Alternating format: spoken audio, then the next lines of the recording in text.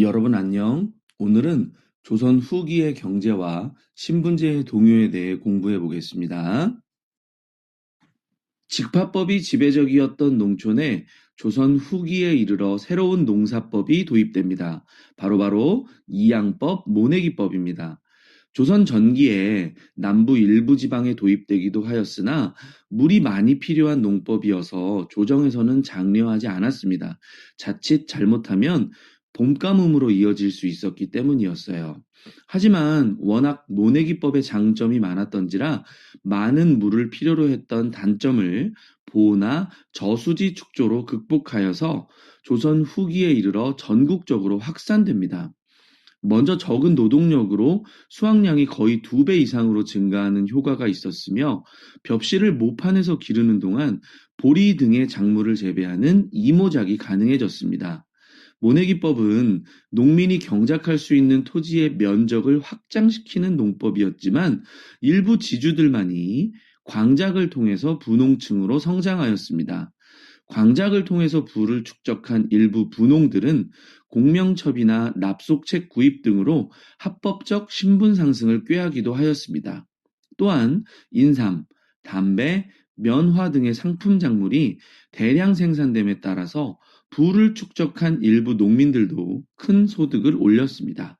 그러나 대다수의 소작농들은 소작지를 얻지 못해 도시로 이주하거나 광산으로 이동하여 임노동자가 되거나 유랑민이 되었습니다. 대동법 실시 이후 등장한 공인은 왕실과 관청에 필요한 물품을 조달하며 상업활동을 주도해 나갑니다. 또한 특정 물품의 독점권을 확보하며 독점적 도매 상인인 도고로 성장합니다. 박지원의 소설 허생전에서 허생이 과일이나 말총을 사재기한 것을 생각하시면 됩니다. 한편 조선 전기는 관청의 허가를 받은 관어상인들, 즉 시전상인들만이 상업활동을 할 수 있던 터라 조선의 상업은 활발하지 못했습니다. 하지만 조선 후기에 이르러 흥인지문에서 이현, 숭례문에서 칠패, 종로에서 종루 등의 허가받지 않은 가게인 난전 활동이 활발해집니다.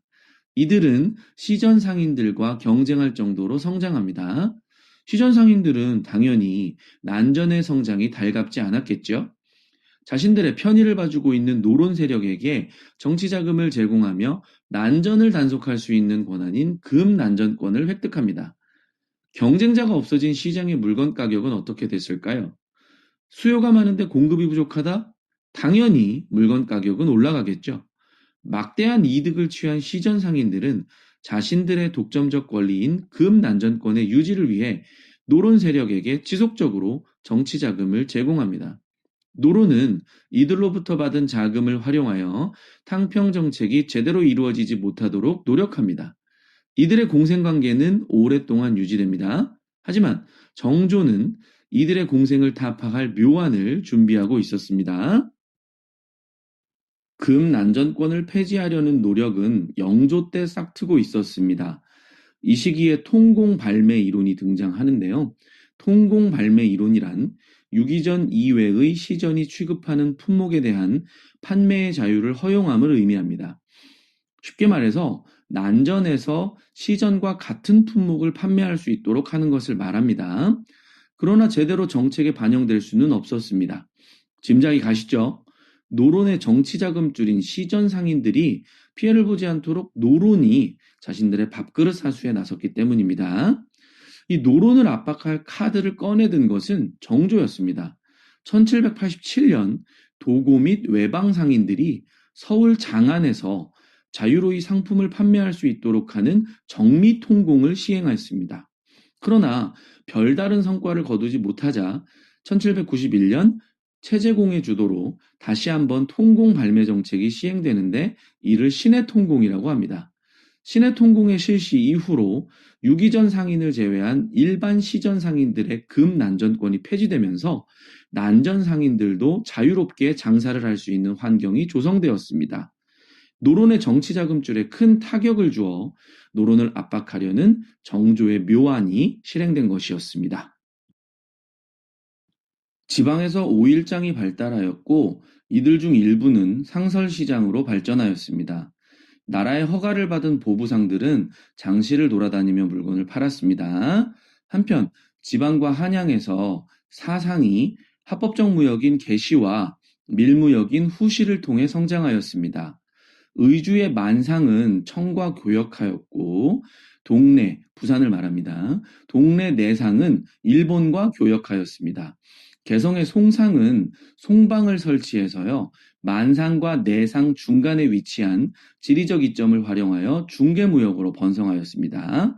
한편 전국을 무대로 활동했던 한양의 경강상인, 평양의 유상들도 대표적인 사상으로 성장하였습니다. 큰 강 주변에는 선박에 물건을 싣고 거래하는 선상과 항구 주변에서 상인들에게 숙식 제공, 물품의 위탁 판매, 어음 판매들을 제공하는 객주, 이 객주가 성장해서 더 큰 규모로 확장된 여각 등이 활발한 상업 활동을 전개하였습니다. 갑자기 여기서 드는 의문, 급증한 거래에 마땅한 교환 수단이 있었을까요? 많은 물건들이 거래되는 시기인데 물물 교환을 하진 않았겠죠. 활발히 유통되지 않았던 화폐가 늘어난 상행위 덕분에 빈번하게 사용되었습니다. 가장 유명한 화폐는요, 숙종 때부터 공식적으로 유통되기 시작한 상평통보입니다. 한편 18세기 초부터 화폐의 유통이 갑자기 부족해지는 전황이 발생합니다. 화폐의 유통이 불러오는 부정적 효과를 고려해 조정에서 동전의 주조를 억제했던 이유도 있고요. 광산의 개발이 부진했던 이유도 있습니다. 또한 관청에서 동전을 비축했던 이유도 있지만 가장 큰 이유는요. 지주 또는 대상인들이 재산 축제 수단으로 동전을 사용했기 때문입니다. 민영수공업의 발달은 원료가 되는 광물의 수요 급증을 가져왔고 17세기 이후 설점 수세제가 실시되며 민간에 의한 광산 개발이 본격화되었습니다. 그러나 조선은 농업이 주요 산업이었기 때문에 노동력이 광산으로 분산되자 조정은 광산 개발을 축소시킵니다. 하지만 광물 수요가 워낙 많았기 때문에 이윤을 얻기 위해서 허가 없이 광물을 채굴하는 잠채가 성행하였습니다. 이 시기에는 자본가인 덕대가 출연하여 전문적으로 광산을 경영하기도 하였습니다. 지금까지 조선 후기의 경제 변화에 대해 살펴보았습니다. 조선 경제의 지각 변동이 느껴지시죠? 이번 시간에 신분제 변동까지 알아보려고 했는데요. 오랜만에 분량 조절에 실패했습니다. 다음 시간에 조선 후기 신분제 변동에 대해 살펴보겠습니다.